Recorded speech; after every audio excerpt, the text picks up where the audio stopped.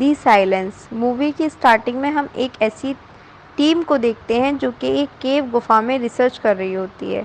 वो ज़मीन से 1000 फीट नीचे थे। यहाँ इन्हें एक बहुत पुरानी केव मिलती है और इस वजह से ये टीम काफ़ी खुश होती है। कुछ देर बाद हम देखते हैं कि उस केव के अंदर से कैसी अजीबो-गरीब क्रीचर्स की आवाज़ें आ रही होती हैं।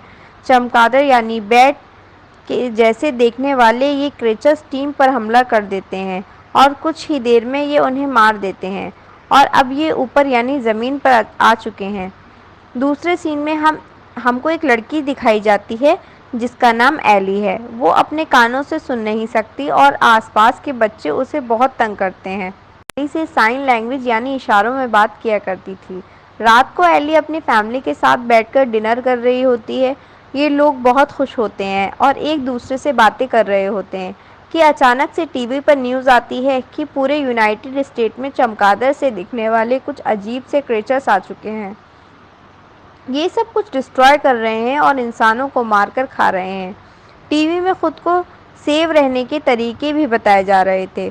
उनसे बचने के लिए खुद को घर में लॉक करना पड़ेगा, बिल्कुल खामोशी से बैठना पड़ेगा ताकि ये क्रीचर्स किसी की आवाज़ न सुने। ये सब सुनकर ये सब घबरा जाते हैं। एली कहती है उनकी सिटी बहुत ज़्यादा नॉसी है और सिटी में तो बहुत ज़्यादा शोर है, तो इस तरह से उनका बचना मुश्किल हो जाएगा। तो क्यों ना हम कंट्री साइड पर जाकर रहें जहाँ पर बिल्कुल खामोशी है। ये सब यहाँ से जाने की तैयारी करते हैं। उनके साथ इनका नेबर ग्लैन भी आ जाता है। ग्लैन इस क्रीचर से बचने के लिए साथ में गन भी रख लेता है। वो लोग अपनी अपनी कार निकालकर कंट्री साइड की तरफ जाने लगते हैं। रास्ते में एक अननोन इंसान इनकी कार के सामने आ जाता है और इनकी तरफ गन पॉइंट कर लेता है। वो उनसे कार छीनना चाह रहा होता है मगर मिस्टर ग्लैन उस आदमी को शूट कर देते हैं और ये पूरी फैमिली आगे बढ़ती है। रास्ते में काफ़ी ट्रैफिक होती है। मिस्टर ग्लैन कहते हैं कि अगर हम रोड पर से जाते हैं तो हम कभी नहीं पहुंच सकते, इसलिए हम रोड से हट के ड्राइव करेंगे। दूसरे रास्ते से जाते हुए ग्लैन की कार को सामने कुछ हिरन आ जाते हैं जिनको बचाते बचाते उसकी कार नीचे गिर जाती है। इस एक्सीडेंट की वजह से ग्लैन बहुत बुरी तरह जख्मी हो चुका था और उसके पैर कार में ही फंस गया था। एली के फादर उनकी मदद करने की कोशिश करते हैं मगर वो उसको वहाँ से नहीं निकाल सकते। तभी हम देखते हैं वो क्रीचर्स यहाँ भी आ चुके हैं। उन क्रीचर्स को देखकर इस फैमिली का डॉग भौंकना शुरू हो जाता है। जैसे कि आपको बताया कि ये क्रीचर्स आवाज़ की तरफ आते हैं तो वो इस डॉग की आवाज़ की तरफ आने लगते हैं और कार पर अटैक कर देते हैं। इन सबको बचाने के लिए ग्लैन अपनी गन से शूट करता है ताकि वो क्रीचर्स गन की आवाज़ सुनकर ग्लैन की तरफ आ जाए और उस फैमिली की कार से दूर हो जाए। और होता भी यही है। वो क्रीचर्स गन की आवाज़ सुनकर वहाँ चले जाते हैं और वो ग्लैन पर अटैक करते हैं और उसको मार देते हैं। वो वापस से उस डॉग की आवाज़ सुनकर उस कार की तरफ जाते हैं और फिर अटैक करना शुरू कर देते हैं। फादर सोचते हैं कि इस डॉग की वजह से हम भी मारे जाएंगे, इसलिए वो ना चाहते हुए भी उसको कार से बाहर निकाल देते हैं ताकि इसे उनकी जान बच सके। ये देखकर एली रोना शुरू हो जाता है लेकिन उनके पास कोई रास्ता भी नहीं होता। वहाँ ये लोग ये देखकर खुश हो जाते हैं कि इन्हें इशारे यानी साइन लैंग्वेज में बात करना आता है, यानी इनसे कोई शोर नहीं होने वाला। यहाँ से ये सब लोग पैदल ही निकलते हैं। कुछ आगे जाकर उन्होंने एक घर नज़र आता है। इस घर के चारों तरफ बहुत ऊंची फौंस लगी हुई थी और अंदर से एक बुढ़ी औरत बाहर निकली। वो अपनी गन से इस फैमिली को शूट करने की कोशिश करती है ताकि वो वहाँ से चले जाएं, मगर गन की आवाज़ सुनकर वो क्रीचर्स उस बुढ़ी औरत पर अटैक कर देते हैं जिससे उसकी मौत हो जाती है। इस बुढ़ी औरत के मरने के बाद उसका घर पूरी तरह से खाली था, तो ये सब लोग डिसाइड करते हैं कि वो घर में ही रुकेंगे। उस घर के बाहर एक ड्रेन पाइप था। एली के फादर उसमें से अंदर जाते हैं और बाकी फैमिली मेम्बर से कहते हैं वो भी यहाँ से आ जाएं एक एक करके। मगर जब एली और एली का भाई यहाँ से अंदर आ रहे होते हैं तो वहाँ एक बहुत ही जहरीला रेटाइल स्नैक आ जाता है। इस स्नैक की वजह से वो आगे नहीं जा सकते। स्नैक की विस्टल यानी स्नैक की आवाज़ सुनकर वो क्रीचर स्नैक को मार देते हैं। एली की मदद उस ड्रेन पाइप में ही रह जाती है कि उस क्रीचर्स का ग्रुप इनकी लेग्स पर काट लेता है। फादर को एक आइडिया आता है। वो चिपर मशीन को ऑन कर देते हैं और चिपर मशीन की आवाज़ से सारे क्रीचर्स वहाँ चले जाते हैं। फिर वो सारी फैमिली पाइपलाइन के क्रॉस करके जल्दी से घर के अंदर आते हैं। अंदर जाकर जब सब एली की मदर की टांग देखते हैं, वो उनको उनको पता चलता है कि उनकी टांग बहुत बुरी तरह ज़ख्मी हुई है, जिसकी वजह से उनकी बॉडी में इन्फेक्शन फैल रहा था और इसके इलाज के लिए उनको एंटीबायोटिक मेडिसिन चाहिए थी। एली और उसके फादर डिसाइड करते हैं कि वो दोनों बाहर जाकर मेडिसिन लेकर आएंगे। बाहर जाकर वो नोटिस करते हैं कि बाहर कोई भी नहीं था, इवन कोई इंसान भी नहीं, हर जगह खामोशी थी। वहाँ उनको एक मेडिकल स्टोर दिखाई देता है और वहाँ जहाँ मेडिसिन सर्च करने लगते हैं, उनके अंदर बहुत सारी डेड बॉडीज़ भी पड़ी होती हैं। फिर एली देखती है कि वो क्रेचस मरे हुए लोगों की बॉडी में अंडे दे रहे हैं।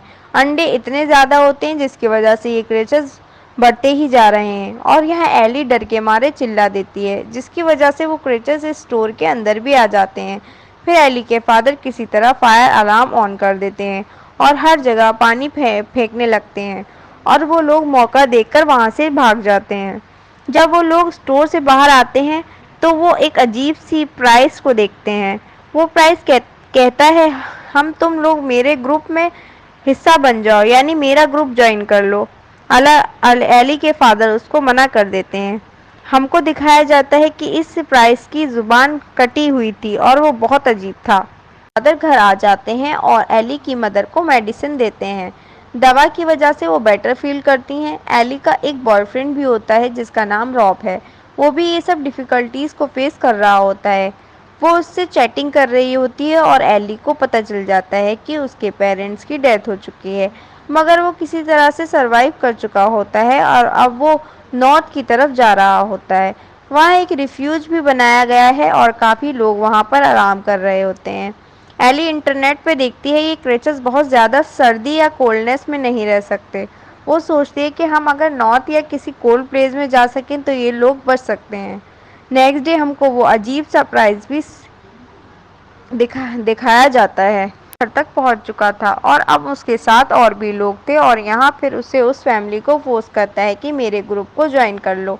यहाँ हमको दिखाया जाता है कि प्राइस को सिर्फ एली में ही इंटरेस्ट था, क्योंकि एली की मदद से वो खुद ग्रोथ कर सकता था, क्योंकि उसको अपना एक ग्रुप बनाना था जिसमें वो एक किंग की तरह रह सके, सब पर अपना रूल चला सके। एली के फादर घर के अंदर से गन लेकर आते हैं और उसे कहते हैं यहाँ से चले जाओ। गन देखकर वो लोग वहाँ से चले जाते हैं। उसी रात हमने एक छोटी बच्ची देखी जाती है जो उनके घर के बाहर आती है। बच्ची अकेली होती है, इसलिए सब उसे घर के अंदर कर लेते हैं। वो लोग उससे बातें कर ही रहे होते हैं कि अचानक से बहुत सारे अलार्म की आवाज़ आने लगती है। वो सब एक ही वक्त रिंग हो रहे थे, जिसकी वजह से बहुत शोर होना शुरू हो जाता। पता चलता है कि ये स्ट्रेंजर बच्ची उसी ग्रुप की मेंबर थी और इसे उसी प्रेस ने भेजा था। अलार्म की आवाज़ सुनकर वो सारे क्रीचर्स घर पर अटैक कर देते हैं। एली के फादर इन सारे फ़ोन को पानी में डालकर उनकी आवाज़ बंद करने की कोशिश करते हैं। इसी बीच प्राइस को लोग एली को किडनैप करके वहां से ले जाते हैं, लेकिन उसी वक्त एली की ग्रैंड माँ उनके पीछे जाती हैं और उन लोगों को पकड़ के ज़ोर से चिल्लाना शुरू कर देती हैं ताकि वो क्रेचर्स इनकी आवाज़ सुनकर उन पर अटैक कर सकें और एली की जान बच सके। क्रेचर्स वहां आ जाते हैं और उन सब पर अटैक कर देते हैं, मगर सैडली एली की ग्रैंड माँ की वहीं डेथ हो जाती है। मगर एली के फादर बहुत लड़ाई के बाद उस प्राइस को मारदास होते हैं और इस घर को छोड़कर चले जाते हैं। फिर हमको दिखाया जाता है ये फैमिली नॉर्थ की तरफ जा रही होती है और फैमिली एली, उसका भाई एली मदर और फादर रिफ्यूज पहुंच जाते हैं। वहाँ और भी ह्यूमंस सरवाइव कर रहे होते हैं। लास्ट को सीन में एली और उसका बॉयफ्रेंड को दिखाया जाता है। वो उन क्रीचर्स पे तीर से अटैक कर रहे होते हैं। उन्होंने इनको मारना सीख लिया था और अब ये भी सीख चुके थे कि शोर के बिना एक दूसरे से कैसे बात की जा सकती है। मूवी यहीं पर ख़त्म हो जाती है। Hope you will like the movie and subscribe the channel. Thank